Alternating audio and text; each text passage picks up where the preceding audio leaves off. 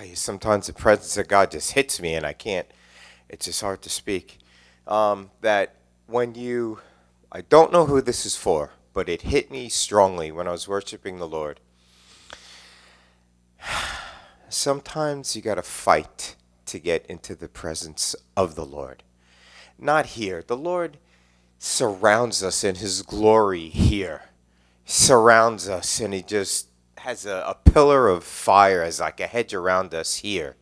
But I'm talking about when you're out and you're living your life and you're trying to be strong during the week and out in the marketplace and doing your work for the Lord and just being his son or daughter.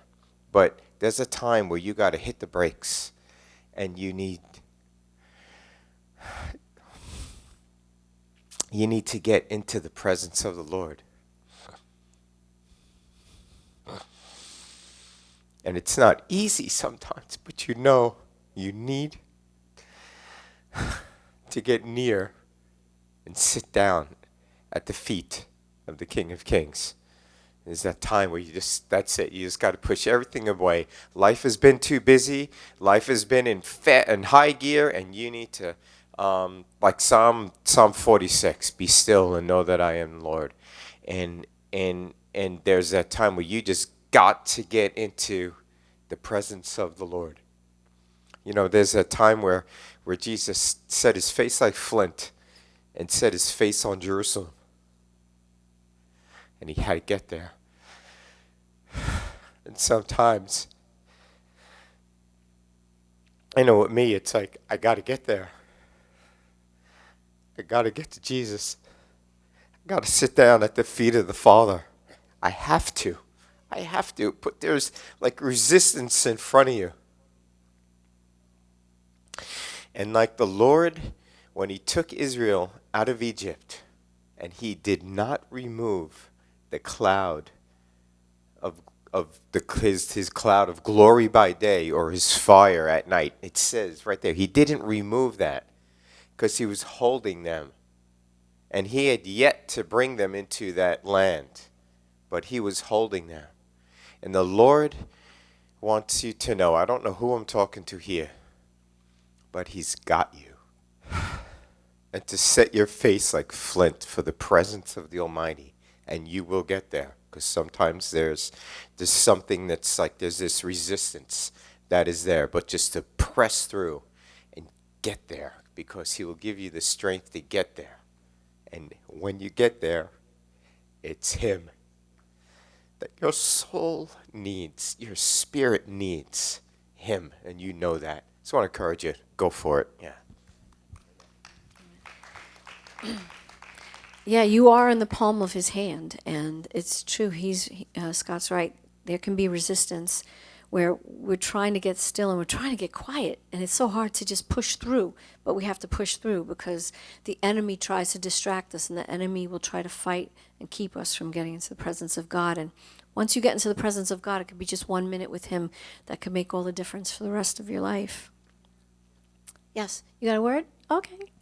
God was saying, because I think that really goes for all of us. I mean, there may be some individuals here, brother or sister, that really is struggling to do that. But basically, I think it really goes for all of us because there's such a distraction in this world. And the devil is at work continuing to put more and more pressure, distractions on us every single day, whether it be for family, jobs, finances, politics. We see what's going on. This crazy world.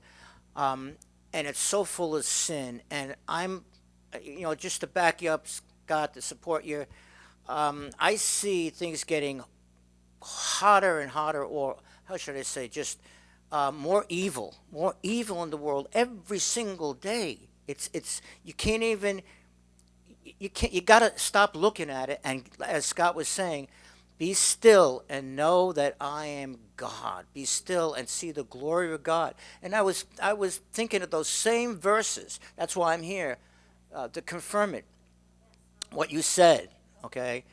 And absolutely, we have to just get in the presence. We have to put away this craziness, less time on Facebook, less time doing things that are not necessary, okay?